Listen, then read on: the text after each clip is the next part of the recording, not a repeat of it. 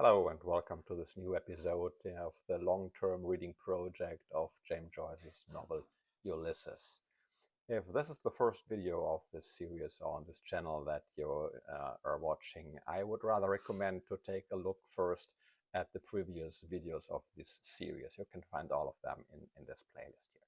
Okay, so this video of today is about the fifth episode of the Ulysses. It's the episode also called the Lotus Eaters episode. And as usual, I will give a quick overview of the chapters in my video, all of which you can access directly also by using the timestamps. So in my first chapter, I will give a quick summary of the plot and also talk a bit about the parallels to the Odyssey. And then the main topic is a larger chapter where I talk about escapism as the main theme of this episode, at least as far as I understand it. And escapism through numbness and distraction, and by various means. And the next chapter is about other smaller topics or themes that we constantly see throughout the novel up to this point.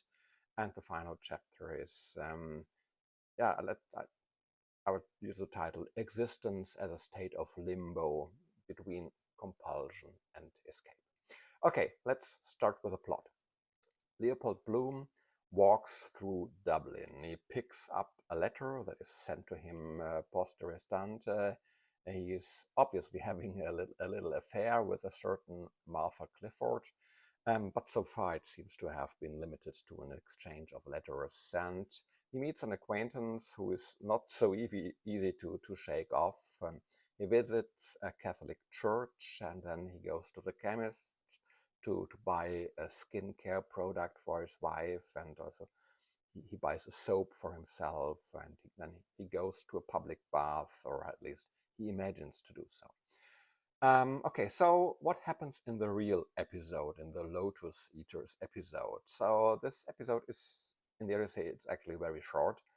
Odysseus, or Ulysses, and his companions are driven to the coast of a landscape where locals are mainly occupied with eating lotus fruit, which seems to have a pleasant numbing or intoxicating effect. So it makes you peaceful and happy. You no longer think about all the unpleasant things of life, and you want nothing more than just to stay there, to be left alone, to eat lotus and to forget everything around you. So, and the companions of Ulysses, they will have to do so. They start doing so, but for Ulysses, of course, this is not an option. He wants to return to his homeland, to his wife. So he forces his companions to back onto the ship against their will. And I think he even has to chain them to the rowing benches in order to force them to really to return and to do their job. Okay, so I think what this episode is all about is about escapism, and escapism through certain modes of getting into a state of numbness and distraction. So I see quite a few different sorts of escapism in this text, and the following I would like to point out the most obvious ones. So the first one, I think that's very obvious, is sexual escapism. It's so these erotic escape fantasies. There are a couple of them in the text. For example, there are these voyeuristic observations on that Leopold Bloom is making on the street. For example, he is secretly watching this elegant lady as she's about to leave with her companion. So this seems to be sort of compensatory fantasy, because his real love life is not that much fulfilling. So pleasure and fantasy play both a role here. He enjoys the female beauty, the female forms, but he also fantasizes a little story around it. So then there's this affair with this Martha Clifford, which has so far taken place purely in the fictional space of correspondence by letters, and so this is equally an escape and some sort of fantasy. Yeah, we see these flower motifs as sexual metaphors, and or as a cover, and I think it was a necessary cover for erotic messages in the Victorian era. Here we are 3 years after the end of the Victorian era. So what's called the language of flowers in the text. So, and the text was, yeah, they like it because no one can hear it. But to be honest, this language of flowers is quite rich in very obvious erotic or downright sexual innuendo. So, angry tulips with you, darling manflower, punish your cactus if you don't please, poor forget-me-not. So tulips, sounds like tulips, so manflower, okay, what could that be? And yeah, punish your cactus if you don't please your forget-me-not. Well, I don't think I really need to explain that. Flowers are everywhere. It's not just in the letter or in the thoughts of Leopold about his correspondence with Martha. It's also in the names. Leopold's real name, Bloom, and his pseudonymous name, Flower. So blooms everywhere, flowers everywhere. So maybe this is sort of a pre-Freudian kind of sublimated erotic fantasy playing a role here. It's also that in the text, it's also about suffering or frustration caused by an unfulfilled sexuality or by suffering from an unfulfilled sex drive. So when he observes a few horses that obviously are castrated, and then later when it comes to castrated men as singers, something shines through that can almost be read as a kind of envy. So these lucky ones, they are no longer driven by their sexual desires. I quote from the text, suppose they wouldn't feel anything after, kind of a placid, no worry, fall into flesh, don't they? Gluttons, tall, long legs, who knows? Eunuch, one way out of it. Okay, and then there's also a sort of a religious interpretation of sexuality or of this erotic constellation. So you can understand Marion and Martha as counterparts to the biblical sisters Mary and Martha that are also mentioned in the text, because after all, Marion is just the French diminutive form of the name Mary. So Marion and Martha, or Mary and Martha, it's almost the same. So when Bloom reflects on Mary and Martha here, he alludes to several events that are described in the New Testament. It is described there that Jesus was friends with the three siblings, Lazarus, Mary, and Martha. And some may be familiar with the story of Jesus raising Lazarus from the dead, but there's another, perhaps less well-known story in which Jesus visits the three siblings, and the two sisters, Mary and Martha, they react very differently. Mary sits down with Jesus and she listens to him devoutly and she enjoys his company, while Martha is busy preparing food and for everyone and doing all the household chores. And after a while, she becomes a little irritated and she says to Jesus, "Oh, listen, I'm bustling around here, doing all the housework and working myself to the bone. And my lazy sister Mary, she is just sitting there with you, admiring you. Can't you tell her to give me a hand?" And then Jesus responds somewhat unexpectedly and says, "So, oh, Martha, you're very busy and that is all commendable, but Mary is doing the right thing." Or in other translation it says she has chosen the good part. So the subtext is here, of course, yeah, housework, the household chores can always be done, but when do you ever have the Son of God visiting? So maybe in that case it's better to calm down, to relax, to sit down, open your ears and prick up your ears and enjoy the situation, try to get the most out of it. So when Leopold Bloom, who is surrounded by Marian, alias Mary and Martha, when he thinks of Jesus here and of Mary and Martha, who was also such a center of gravity around which Mary and Martha revolve, then I think also this is has a sort of effect of exaggerating his own affairs in a pseudo-religious way a little bit. So which brings us, I think, nicely to the next topic. It's religious escapism. I think we also see a lot of religious escapism at some central points in this episode. And here it's in line with this well-known quote from the philosopher Marx. So religion as the opium of the people, because on him it seems to have a sort of a numbing effect, or he's reflecting about this numbing effect of religion. So Bloom visits a Catholic church, and not as an active participant in the service, but as a passive observer, and he recognizes and comments inwardly on the lulling and calming or numbing effect of these religious ceremonies. So at least that's the effect that it has on him, or that the effect that he thinks it has on people. So I quote from the text: "So stupefies them first.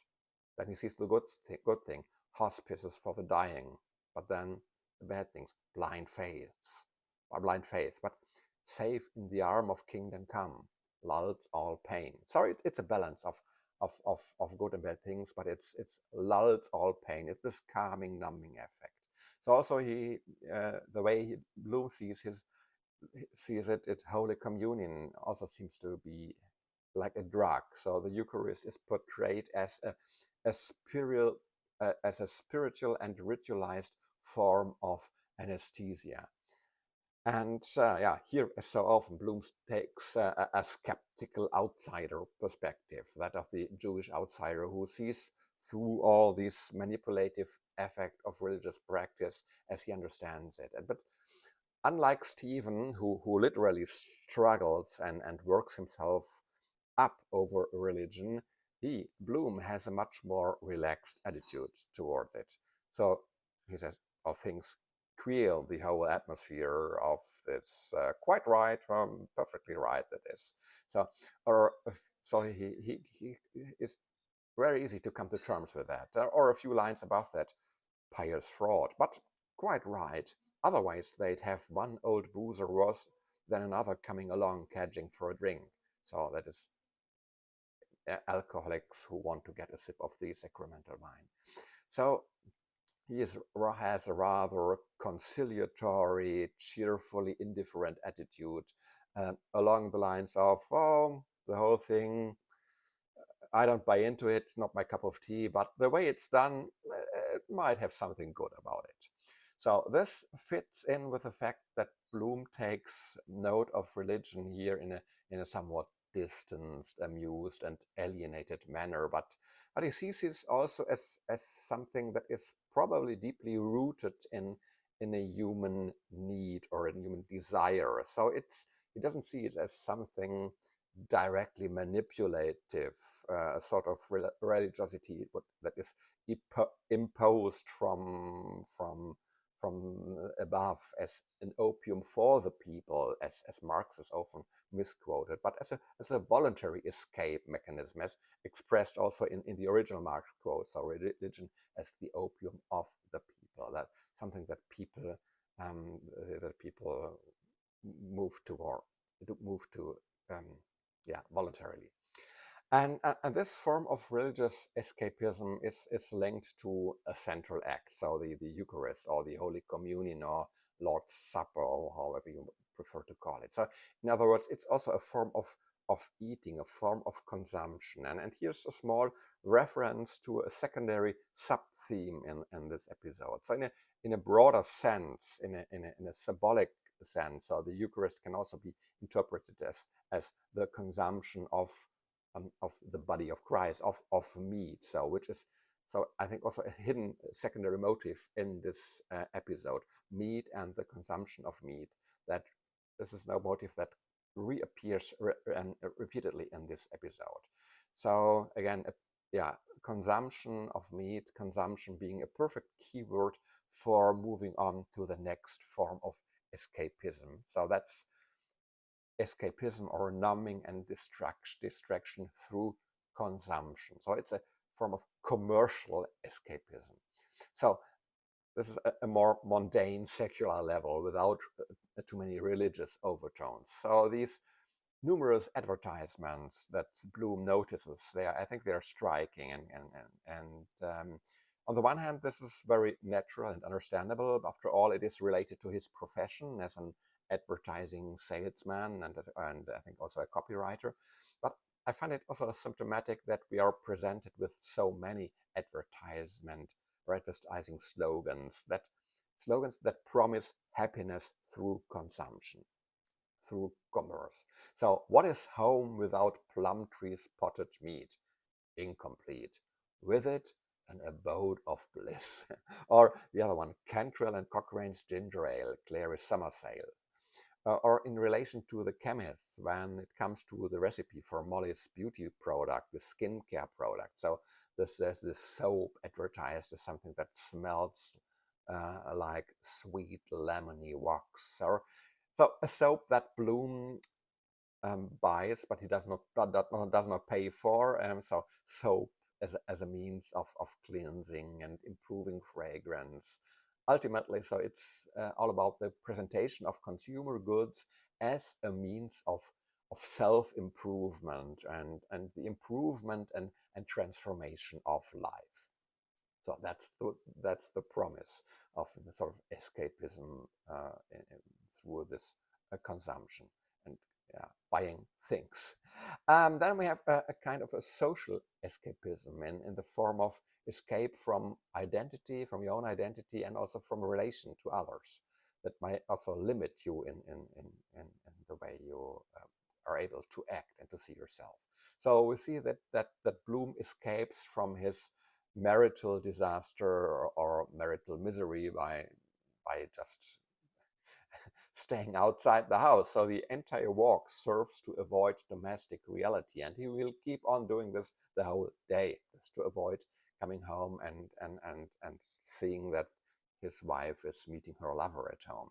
So this avoidance is also evident in his communication with the acquaintance he meets. So this conversation remains extremely superficial, and Bloom responds to many questions in a very evasive manner, in particular to the ones about his wife. He's very evasive about it. And then he creates, and then this social escapism, we also see, I think also one symptom is this creation of a false identity, of a pseudonymous name, Henry Flower. So it's a false identity as an escape from social reality and from family reality.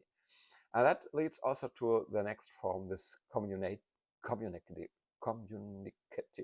escapism.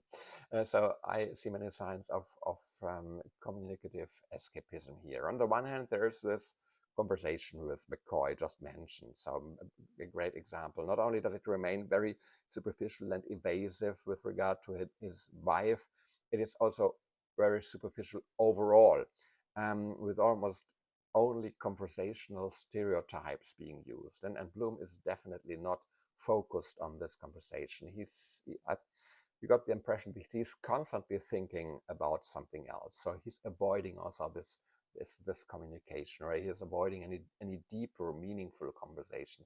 All his conversations on this day are very on the superficial level. Also, this aforementioned media distraction also fits into the same category, like all these advertisements and publicity. It's not only through advertisement, but also through the newspaper in general. That seems to be a very also a central symbol here. And this newspaper is the object that he holds on to most of the time, and he's described that he's also rolling it up like a stick. And I see this also as a parallel to the ash wood stick, and that is the attribute of Stephen. So I find this newspaper here as a symbolic attribute for Leopold Bloom, a very fitting one. So the ash stick is the symbol of the prophet, of the seer, and for the overly spiritualized intellectual Stephen. And the newspaper is a symbol of an attitude focused entirely on the pragmatic things, on the material things, on the here and now. So oriented towards real things. I think there's also a nice difference between Stephen and Leopold. One has this a prophet's stick made of ash wood, and the other one the stick made out of a newspaper.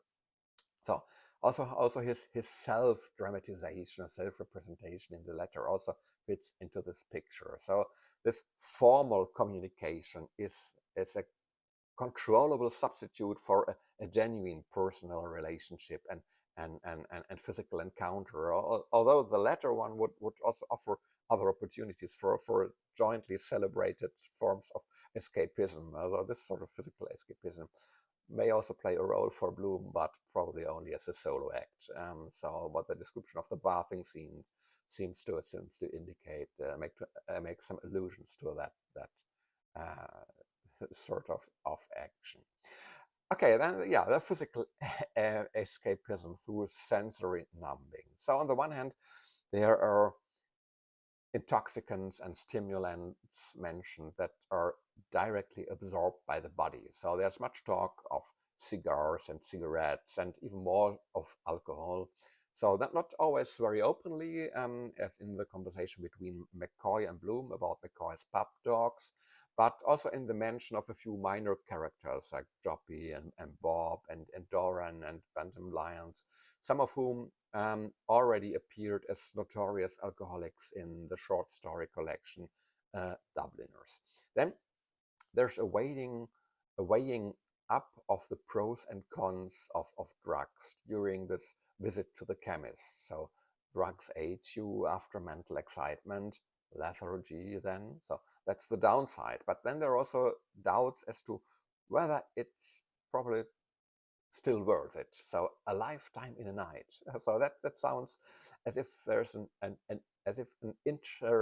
intense high. A night of drug ecstasy is definitely worth the price. And then of course there's this warm bath in the public bathhouse, where it's not actually clear whether Bloom is actually taking this bath or just fantasizing about it, and it's not very clear what he's doing in this bath. So for sure he's enjoying the warmth and the scent of the soap and the comforting feeling of floating in the water like in the womb. And this fits with the overall impression of Bloom, whom, based on the many small hints here and there and these descriptions, I believe one can only imagine him as a somewhat plump and comfortable and leisurely and perhaps sometimes even a bit clumsy man. So the very first sentence tells us that he walked soberly. So, and this also fits with the events of the previous episode, the description of how he delightedly celebrates all the sensory impressions, from eating to going to the toilet. So I think the aesthetics of going to the toilet in the previous episode were already very peculiar and strange to many readers. And yeah, with that, we have the perfect transition to the last facet of Bloom's escapism. It's this aesthetic-cultural escapism, an escape into beauty. So here are a few examples of this as well. So there's this musical ecstasy. During his visit to church, Bloom reflects on the hypnotic effect of the singing and of the organ music and the beauty of sacred music in general. So there's talk about Mercadante's work, the seven last words, or the Gloria from Mozart's alleged 12th Mass. There's Molly's performance in Rossini's Stabat Mater, and incidentally, this is an interesting connection. The text of the Stabat Mater is about the pain of the grieving mother of Jesus. So I think this is very fitting for Molly, who is mourning her deceased son.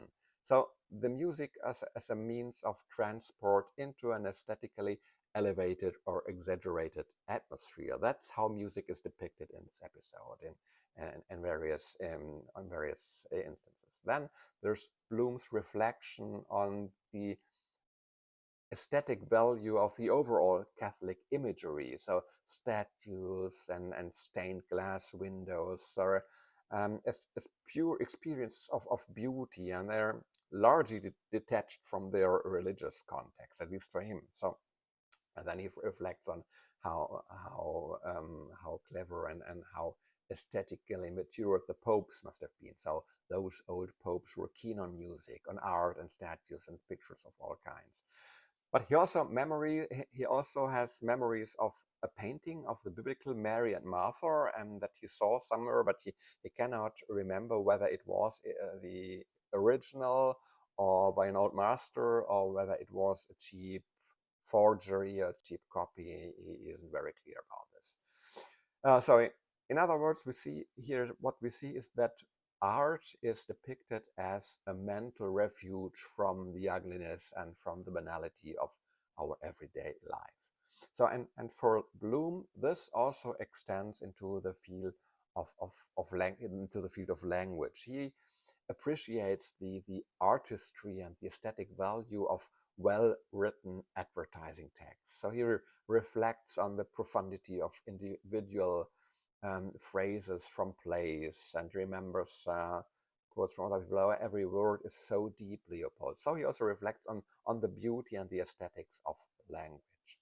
So that was my attempt to cut 7 paths through this jungle of escapism, and I attempt to group various phenomena into 7 nice core categories. Of course, you will have noticed that although this separation into neat categories helps to analyze the chapter more systematically, it's also somewhat random and arbitrary, artificial, because there are always cross connections and transitions.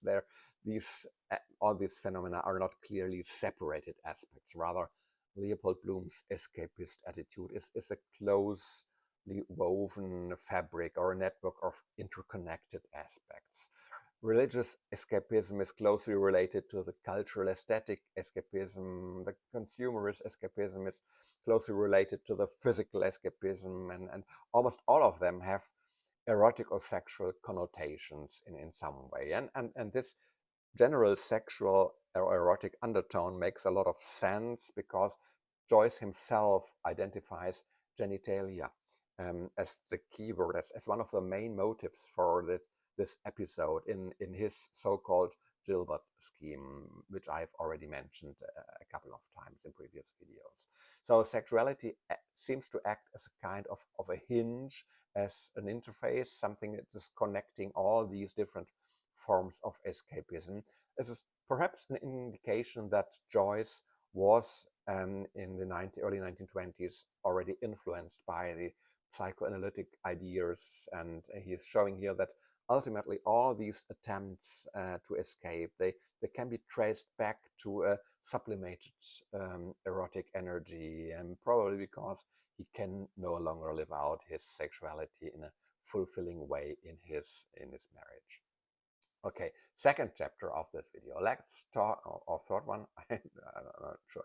Let's talk about thematic constants, some topics and themes that are recurring throughout the novel so far, and that we also see in this episode.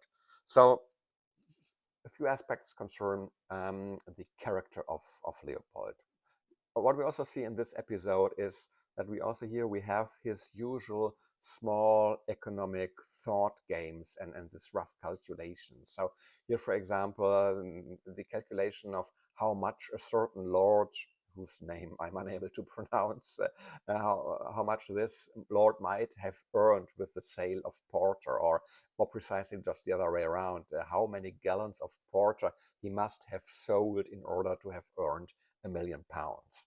Or this constant interest in how things work, but not in a totally profound way. We see this clearly, for example, in this episode when where Bloom, remembering a picture of someone bathing in the Dead Sea, and then he starts thinking about the physical laws of gravity, weight, buoyancy, the Archimedes principle, and then he certainly has some knowledge of these subjects, but not enough not to be able to explain all the connections in a truly plausible way.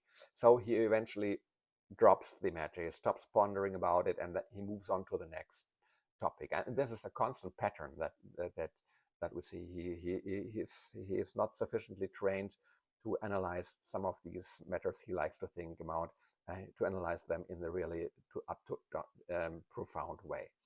and in detail. So, and this is a very different attitude compared to Stephen, who can really get his teeth into the topics that interest him and really analyze them down to the very bottom and in a very detailed manner. So there's a parallelism in both in the intellectual topics that Leopold and Stephen are dealing with at the same time, but also in the material things that they encounter and that surround them.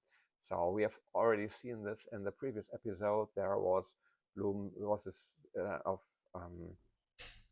the topic of metempsychosis, so the transition of the souls after death into other bodies, or this boys' school. And here it's the floating in water, so objects in general, but also specifically a drowned body that plays a role in both in this episode and in the parallel episode with Stephen. Both wear black clothing and they are intensely preoccupied with the subject of death. Physical phenomena also are sort of a kind of anchor for both of them. For Stephen, it's more the question of their perception. How can we perceive physical phenomena? And for Bloom, it's their potential to make good experiences and to make the experiences describable. So, and when we see also that Christology plays a role for both. Or do you say Christology? I don't know.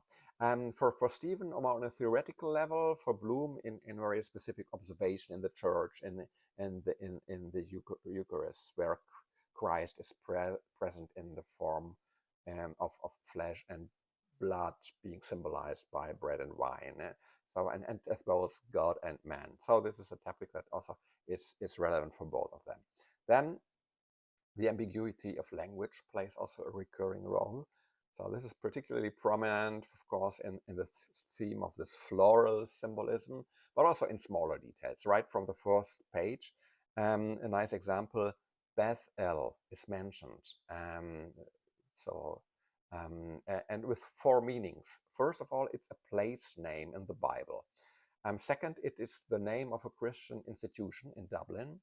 And third, in the original Hebrew language, the word has a double meaning that crosses Bloom's mind. Beth El means house of the Lord. So Beth means house, but Beth is also just the name of the second letter in the Hebrew alphabet. So that's so there's a couple of meanings in this simple, very short word. Okay, let's move on to the final chapter of my video. Existence as a state of limbo between our constraints and our attempts to escape. So finally for this chapter, I would like to take a step back and look at what we have seen so far in these episodes and what this tells us about the characters, especially about Leopold Bloom. I was impressed in general how many symmetries and counterbalances there are in this novel at all possible levels. It is always about reflections, parallels, contrasts, and balance and counterbalances. Joyce keeps everything in balance and in limbo. For so many plots and characters and motives, there's always a corresponding opposite or an antithesis. So this is evident in the character and in the biography of Stephen and Leopold, but also in the individual motives, symbols, storylines, and topics that they encounter. And I find a beautiful example of this in this episode in this theme of buoyancy or gravity as a symbol of an inescapable state of in between, of limbo, between what binds us and what pulls us down and what enables buoyancy, liberation, ascent, and freedom. And this already on the second page, there's this memory of a picture of a man floating in the Dead Sea and reading a book. And then there are always these reflections on the laws of physics and including the imagined or the real bath in this public bathing house. It's always about being pulled in two different directions by two opposing forces and thus ultimately being in a kind of dynamic equilibrium trapped between these two opposite forces and dynamic equilibrium in which you're not totally fixed. So only small pendulum movements up and down are possible, but no swings to the extreme. So this is how I think also the first two episodes about Leopold Bloom can be read as a whole. In the first episode, we learn what binds him, what restrains and constrains him in his existence.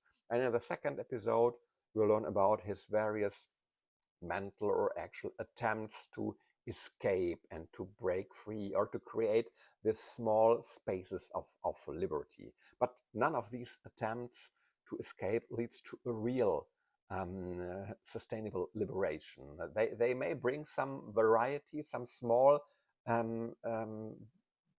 maneuvering space, but one escapism leads to the entanglements of the next one. So we have seen that they are all closely interconnected, interwoven, and ultimately Bloom remains where he is in life, at least until now. And I'm curious to see how things will work out for him.